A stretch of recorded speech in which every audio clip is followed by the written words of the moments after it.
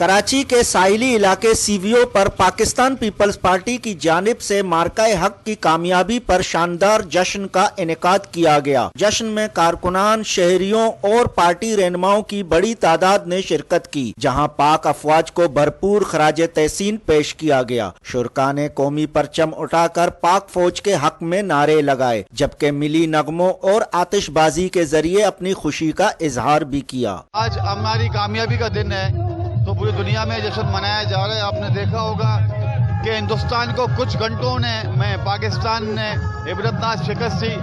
ہماری پاک فضائیہ نے جو کام کیا، ہماری پاک فوج نے جو کام کیا، اس کی مثال کہیں نہیں ملتی۔ آج ہم جس جگہ جمع ہیں، جس پروگرام کے لیے جمع ہیں، ہمارے اس پیارے پیارے خوبصورت ملک کو تعریف کرنے کی گفٹ دینے کے لیے، جو گفٹ انہوں نے ہمیں دیا ہے، جو خوشی دی ہے اس ایئر فورس نے، ہم اس کو ہمیشہ سلام کرتے ہیں، پوری پاک فوج کو سلام کرتے ہیں۔ آج ہماری پہلی مارکہ حق کی سیلیبریشن ہے اور ہم سب جوش و جذبے کے ساتھ یہاں پر موجود ہیں، سیلیبریٹ کر رہے ہیں، اپنے آرم فورسز کو سیلوٹ کر رہے ہیں، ٹریبیوٹ پیش کر رہے ہیں ان جوانوں کو جنہوں نے ہمارا نام فخر سے بلند کیا ہے۔ اور آج جو ہے یہاں بزرگ بھی، جوان بھی، خواتین بھی، بچے بھی خوشیاں منا رہے ہیں اپنے فوج کے فتح کے 1 سال مکمل ہونے پر۔